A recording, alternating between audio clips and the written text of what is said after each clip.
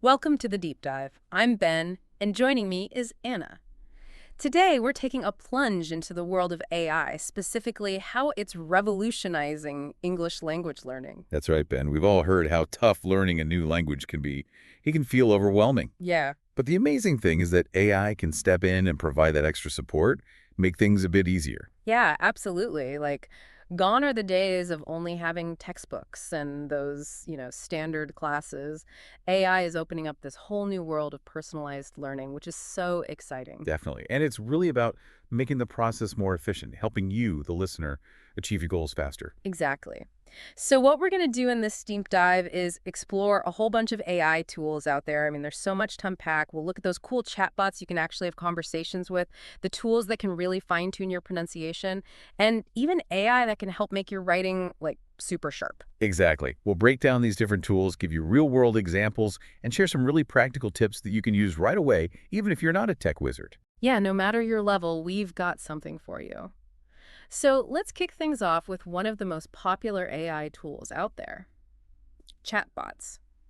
Think ChatGPT, Google Bard, Microsoft Copilot. These aren't just those basic automated systems. You can have actual dialogues with them. So Anna, how can our listeners really use these to, practice their English speaking? Well, the real power here is the ability to create these super realistic scenarios. You can really tailor it to what you need. So it's not just like those generic textbook conversations. No, not at all. For example, you can tell the AI, okay, pretend you're a barista in a busy New York coffee shop. I want to order a latte and a croissant. This forces you to use specific vocabulary and phrases you'd actually need in that real-life situation. Oh, that's a great example. You're not just passively reading or listening, you're actually putting the language to use. Exactly. And you can even ask for corrections. You can say, hey, AI, please point out any grammar mistakes I make and explain why they're wrong. So, if you slip up and say, I go to the store yesterday, the AI can correct you and explain why you need to use the past tense, went, in this case. Right, so it's not just about being told you're wrong, you're actually learning from the mistakes. That's really helpful. And I know some of these AI tools also let you practice with different accents, which is something I struggle with. That's right. Some AI, especially the ones with voice capabilities, can speak in different English accents. You can practice understanding, say, an Australian accent or even a Scottish accent. And it's not just about understanding. You can practice mimicking the accents too, which can be really helpful if you're planning to travel or work in a specific region. That's a game changer for so many learners, and I bet you can even use chatbots to expand your vocabulary. Absolutely. Imagine you're preparing for a job interview in English. You can ask the AI for, let's say, 15 key terms related to, I don't know, marketing or finance, whatever your field is. Then you can practice using those words naturally in conversation with the chatbot. So it's about targeted vocabulary building, which is so important. Okay, so we've got conversational practice, accent training, and vocabulary expansion. That's a lot. But what about something many learners find? Tricky pronunciation. What are some of the AI tools that can help with that? Well, this is where those speech recognition tools and pronunciation apps really come into their own. Think ELSA Speak, Speechling, or even Google's pronunciation tool. They give you super specific feedback on how you're forming sounds. It's quite incredible. Like, how specific are we talking here? A human tutor can tell you if you're pronouncing something wrong, but what can AI do that's different? Okay, take ELSA Speak, for example. You record yourself saying a word. It then analyzes your pronunciation in a very detailed way, and I mean detailed. It breaks down your pronunciation, gives you a score based on different aspects of the sound. It can even show you, visually, how your mouth and tongue should be positioned. Wow, that's really impressive. It's like having a personal speech therapist right in your pocket. Exactly. And there's this technique called shadowing that AI can help with. You listen to a sentence spoken by a clear, natural-sounding AI voice, and you try to repeat it exactly as you hear it. It's great for picking up on rhythm, intonation, and stress. Shadowing, I've heard of it, but I've always been a bit intimidated to try it. But having an AI guide you sounds less scary, for sure. Oh, and don't forget those minimal pairs, words like ship and sheep or leave and live that only differ by one sound. AI can help you distinguish and practice those subtle differences. That's essential for clear communication. Right, because one small sound difference can change the whole meaning of a word. So listen carefully, practice those sounds, and get feedback from the AI. Great advice. Now, what about when we need to write in English? How can AI support our grammar and writing skills? Well, that's where AI writing assistants like Grammarly, ProWriting Aid, and Quillbot come into play. They're super useful.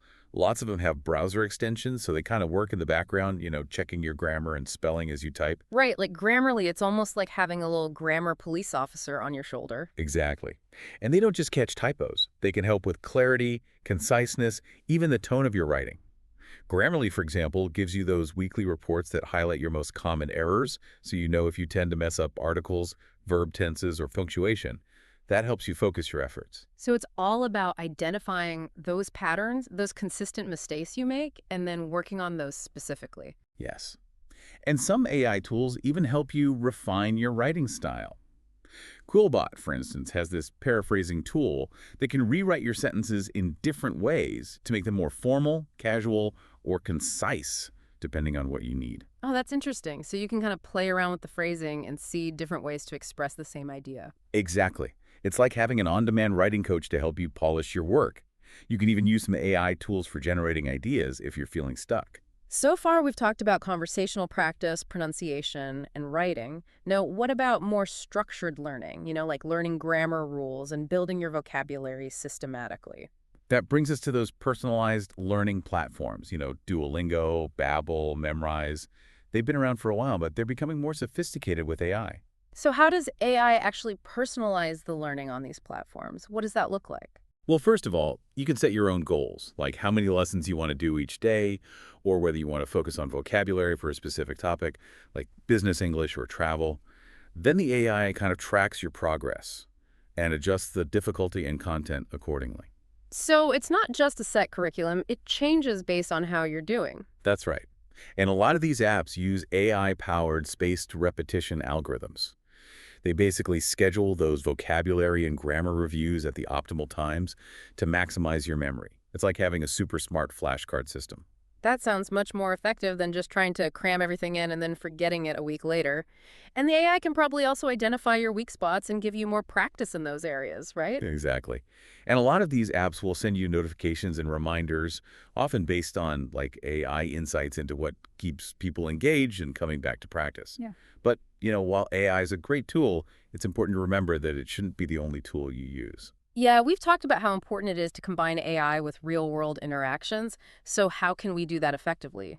Well, there are lots of ways. For example, if you're into watching movies or TV shows in English, you can use browser extensions like Language Reactor. They provide dual subtitles, the original English and then the translation in your native language. That way, you're exposed to natural spoken English while also understanding what's being said. Oh, that's clever. Like watching your favorite Netflix show, but with that extra layer of support. Exactly. You can also use AI to, enhance language exchange practice with native speakers. Yeah. So let's say you're chatting with someone on an app like Hello Talk or Tandem, and you come across a phrase you don't understand. You can just quickly ask Google Translate or DeepL for translation right there during your conversation. Ah, so AI becomes this handy tool that supports your real-world interactions, but you're still getting that valuable human connection. Yes. And even just keeping a journal in English, something so simple, can be made more effective with AI. You write your entries, then you can paste them into Grammarly to get feedback in this, safe private space. It's like having a personal writing tutor who never judges you. And you can even use AI to quiz yourself and check your understanding. Absolutely. You could ask ChatGPT to create a little quiz on, let's say, irregular verbs or on a list of new words you've learned. It's a fun way to test yourself. So AI can be your study buddy, your tutor, your editor, your quiz master. Amazing.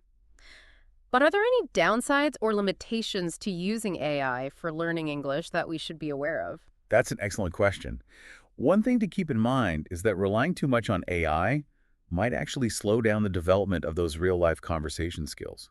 When you're chatting with a human, it's so much more than just words. You've got tone of voice, body language, those spontaneous reactions. And AI, at least for now, can't fully replicate that human element. So it's about striking a balance, right? Not solely relying on AI, but using it to support your learning. Exactly.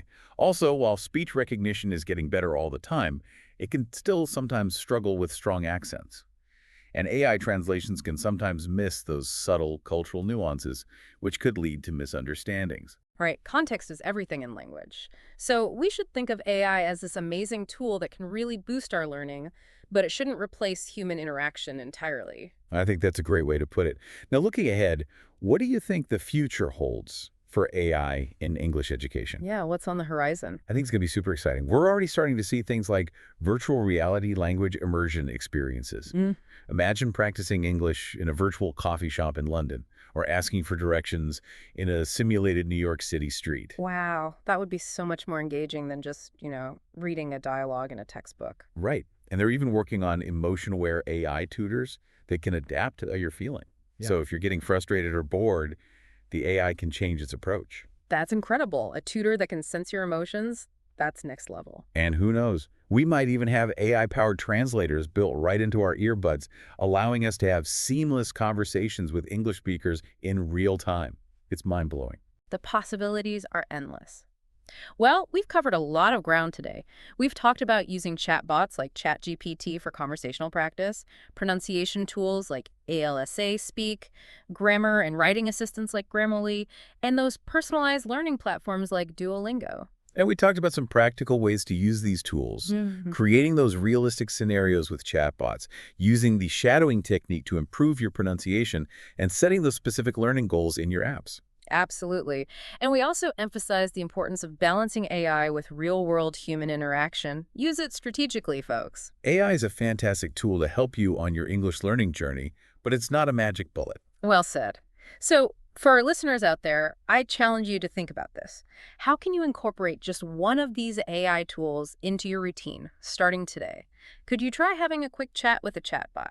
Or maybe run your next English email through a grammar checker. Take that first step, experiment, and see how AI can help you reach your English language goals. Thanks for joining us on the Deep Dive. Thanks for watching. Until next time.